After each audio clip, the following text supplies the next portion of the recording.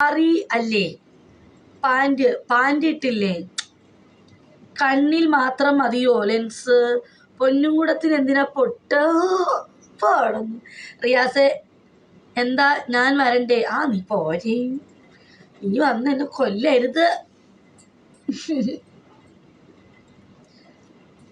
പൊന്നും കൂടെ ഒരു കളി തരുമോ മുത്തേ, വരട്ടെ? ഞാൻ കളി കൊടുക്കാറില്ല കേട്ടാ. ഞാൻ ഈ ലൈവിൽ പലതും പറയും. അത് എൻ്റെ ബിസിനസ്സാണ്. എല്ലാവരും പറയും ബിജിനെ കല്യാണം കഴിക്കാൻ വരാത്തത്, ബിജിനെ ആണുങ്ങൾ നോക്കാത്തത്, ബിജിനെ ആരും കല്യാണം കഴിക്കാത്തത്, ബിജിക്ക് ഒരാൾ ജീവിതം തരാത്തത്. അത് ബിജിയുടെ ഓപ്പൺ മൈൻഡ് ആയതുകൊണ്ടാണ്. ബിജി എല്ലാം തുറന്നു പറയുന്നതുകൊണ്ട് ബിജിനെ കല്യാണം കഴിക്കാൻ പേടിയാണ്. എനിക്ക് അങ്ങനെ ഓപ്പണായിട്ട് പറയുന്ന ആളുകൾ മതി. അങ്ങനെ ഓപ്പണായിട്ട് പറയുന്ന, കണ്ടിട്ട് സ്നേഹിക്കുന്ന ആളുകൾ മതി എനിക്ക് മറ്റുള്ള പെണ്ണുങ്ങളെ പോലെ ഒളിച്ചും പാച്ചും പതുങ്ങി വെച്ചിട്ട് മനസ്സിൽ വേറൊന്ന്, പുറത്ത് വേറൊന്ന്, മനസ്സിൽ വേറൊന്ന്, പുറമെ വേറൊന്ന്, അതങ്ങനത്തെ പരിപാടി എനിക്കില്ല. ഞാൻ ഓപ്പണായിട്ട് പറയുന്നു. അങ്ങനെ എന്നെ ഇഷ്ടപ്പെടുന്ന ഒരാൾ മതി എൻ്റെ ജീവിതത്തിലേക്ക്. എന്തേ ജമ്മോ? അങ്ങനെ ഒരാൾ മതി എൻ്റെ ജീവിതത്തിലേക്ക്. നീ എന്നെ തലക്കിരുന്ന വാട്സപ്പിൽ അയച്ചോ? എനിക്ക് നിന്റെ വാട്സപ്പ് നമ്പർ അറിയില്ല. എനിക്ക് അറിയാൻ വേണ്ടി എന്നെ വിളിക്കും പിടിച്ച് മേലെത്തിയിട്ട്.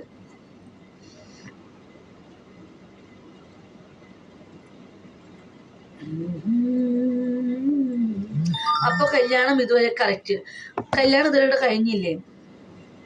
അല്ല, ചില ആൾക്കാർ പറയുന്നത് ബിജിക്ക് ഒരു കല്യാണം കഴിക്കാൻ പാടില്ലേ, ബിജി നല്ല ഭംഗിയുള്ള കുട്ടിയാണ്, നിൽക്കുന്ന പറഞ്ഞു എനിക്ക് കല്യാണം വേണം. അപ്പൊ അവർ പറയും. അപ്പൊ ഒരാൾക്കാർ അവിടെ കിടന്ന് പറയുന്നുണ്ട്, അവളെങ്ങനെ കല്യാണം കഴിക്കില്ല, അവളിങ്ങനെ ഓപ്പണായിട്ട് പരസ്യമായിട്ട് എന്തൊക്കെയാ പറയണം, മറ്റുള്ള പെണ്ണുങ്ങൾ എങ്ങനെയൊക്കെ ചെയ്യുന്നേ, അവര് ഒളിഞ്ഞിരുന്ന് ചെയ്യുന്നു, പാത്തും മതി. അത് പുറമെ വേറൊരു സ്വഭാവം.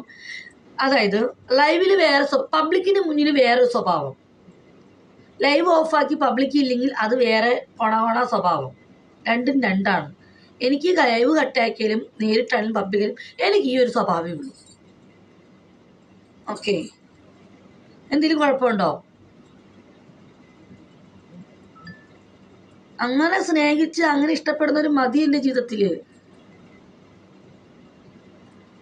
അല്ലാത്ത ആരും വരണ്ട. നീ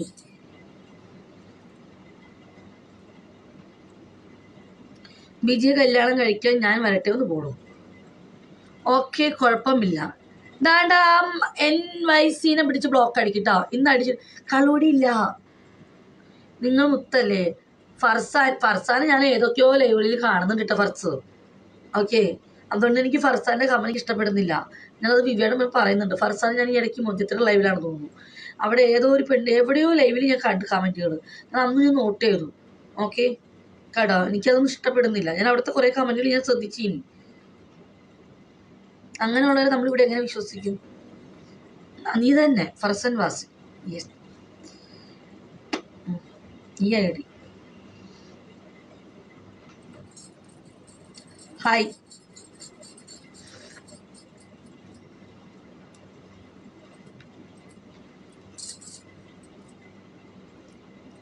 ഹായ് ബിജി, നാട്ടിലാണോ? അല്ല, നാട്ടിലാണെങ്കിൽ 2 എണ്ണം അടിച്ചാൽ പൊളിയാ. എവിടെ ഉണ്ട് 2 എണ്ണം അടിക്കാന്ന് പറഞ്ഞാൽ നാട്ടിൽ പോവാണ് കേട്ടോ. ഞാൻ നാട്ടിൽ പോകുമ്പോൾ കളി കുടിക്കില്ല. ഇനി ഞാൻ തിരിച്ചു വരട്ടെ. ഞാനിനി കുടിക്കണത് അടുത്ത മാസം 8, 9, 10 കുടിക്കും. പിന്നെ നോമ്പല്ലേ 19-ാം തീയതി, അടുത്ത മാസം 19 നോമ്പ് പിടിക്കുന്നത്. അപ്പൊ അതുകൊണ്ട് ആ ഒരു മാസം കളി കുടിക്കത്തില്ല. 19-ാം തീയതി തുടങ്ങി, ഫെബ്രുവരി 19 തുടങ്ങി ഒരു മാസം നോമ്പല്ലേ. അപ്പൊ അതുകൊണ്ട് ഞാൻ ചിലപ്പോൾ പെരുന്നാളിനെ കുടിക്കുള്ളൂ.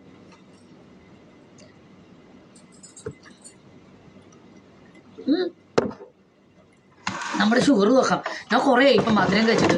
ഷുഗർ നോക്കാം. അബ്ദു എങ്ങനെ ഉണ്ടെന്ന് നോക്കാം, കുറഞ്ഞോ ഇല്ലയോ ഒന്നും. ഗുഡ്. ഞാൻ അങ്ങനെയാണ് എല്ലാ കൊല്ലവും നോമ്പ് സമയത്ത് കളി കുടിക്കാറില്ല. നോമ്പിന്റെ സമയത്ത് തെറ്റല്ലേ, കാരണം ഞാൻ അത് എല്ലാ വർഷവും നോക്കാറുള്ള. എല്ലാ വർഷത്തിലും ഒരു മാസത്തെ നോമ്പിന് ഞാൻ കളി കുടിക്കാറില്ല. ഇവിടെ ചീത്ത പറയും, ഇവിടെ കമന്റ് ഇട്ടാൽ മാത്രം. അല്ലാണ്ട് ഞാൻ കളി കുടിക്കില്ല. അത് എല്ലാ കൊല്ലം ഉള്ളതാണ്. ഒരു മാസം മുടങ്ങാണ്ട് കുടിക്കില്ല. ഞാൻ കുടിക്കാതെ ഞാൻ എപ്പോഴും ചെയ്യാറുള്ള കാര്യം. പിന്നെ നാട്ടിലും കളി കുടിക്കത്തില്ല. പിന്നെ നാട്ടിൽ പോണ ടൈമിലും കളി കുടിക്കത്തില്ല. രാവിലെ നോക്കിയപ്പോൾ കുറേ ദിവസമായിട്ട് പെപ്സി അത് കുടിക്കാറില്ല. അപ്പം അതുകൊണ്ട് ഷുഗർ കുറവുണ്ടാവും. നമുക്ക് നോക്കാം.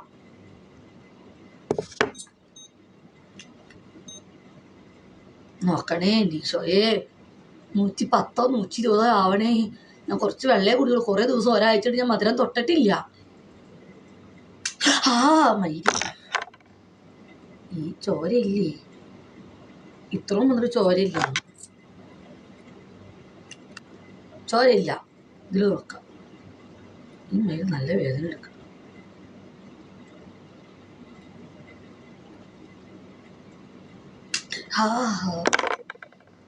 അതിൽ ചോര വന്നു. ഗോഡ്,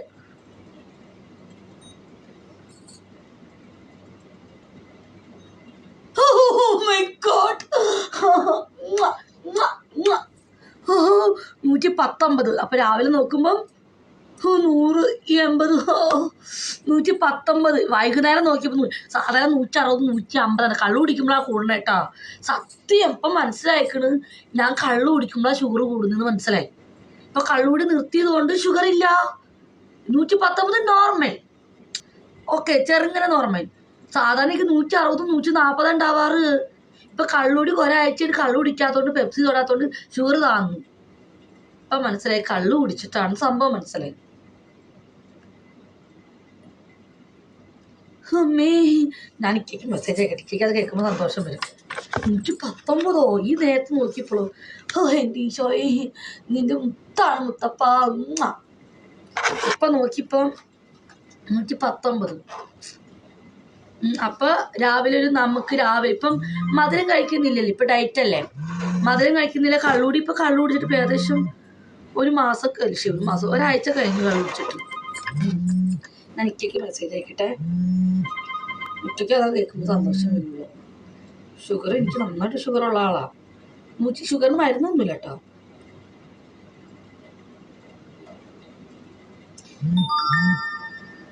ഇക്ക, ഞാന് ഇപ്പൊ ലൈവിലിരുന്ന് ചുമ്മാ കുറെ നാളല്ലേ ഷുഗർ നോക്കിയിട്ട്. ഞാനിപ്പം ഈ നേരത്തെ ഷുഗർ നോക്കിയപ്പോ 119. ഇപ്പം അതേ ഞാൻ കഴിക്കണില്ലല്ലോ, കള്ളു കുടിക്കുന്നില്ലല്ലോ, സോഡയും ഈ പെപ്സി ഇതൊന്നും നമ്മൾ കുടിക്കുന്നില്ലല്ലോ, അതുകൊണ്ടാണ് 119 ഇക്ക. അപ്പൊ നാളെ രാവിലെ നേരം വെളുക്കുമ്പോ ചിലപ്പോ 100, ചിലപ്പോ 90, 110 ആവും. ഇല്ലേ, കുഴപ്പമില്ലല്ലോ.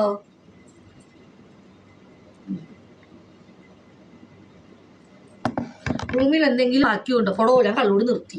കള്ളു കുടിക്കുമ്പോൾ എനിക്ക് ഷുഗർ കൂടുന്നു. ഇപ്പം എനിക്ക് മനസ്സിലായി. ഞാൻ ഈ കള്ളുകൂടി വല്ലപ്പോഴും ഷുഗർ കൂടി കല്ലി വയ്ക്കി. ഞാൻ എത്ര ദിവസമായി കള്ളു കുടിച്ചിട്ട്? ഇപ്പൊ 1.5 ദിവസമായില്ലേ അബ്ദു. ഞാൻ എന്നാ കുടിച്ചേ? ന്യൂ ഇയറിൻ്റെ അന്ന് തിങ്കളാഴ്ച കുടിച്ചു. പിന്നെ 2 ആഴ്ചയായി തോന്നുന്നു ഇപ്പൊ കള്ളു കുടിച്ചിട്ട്, അല്ലേ? 2 ആഴ്ചയായി. എൻ്റെ ജോലി 2 ആഴ്ചയായി കുടിച്ചിട്ട് തോന്നുന്നു. ഞാൻ അജ്മാനി പോയിട്ട് ബെക്കാഡിയ മറ്റേ എന്താണ് സിർണോഫ് അടിച്ചതല്ലെന്ന്, കൺട്രോൾ ചെയ്താൽ മതി ചേച്ചി. സിർണോഫ് അടിച്ച് പിന്നെ അടിച്ചിട്ടില്ല. അപ്പോൾ ഒരാഴ്ച 1.5 കുടിച്ചിട്ട്. എനിക്ക് അസുഖം കുറവുണ്ടെന്ന് പറഞ്ഞാൽ പിന്നെ ഞാൻ ആ സാധനം തൊടൂല്ല. പിന്നെ എനിക്ക് എന്തെങ്കിലും വിഷമോ പ്രഷർ കയറി വന്ന പിന്നെ രണ്ടും കഴിപ്പിച്ച് മൈൻഡ് ഷുഗർ ഒറ്റയടിക്ക് കൂട്ടും. അജ്മാൻ എവിടെ?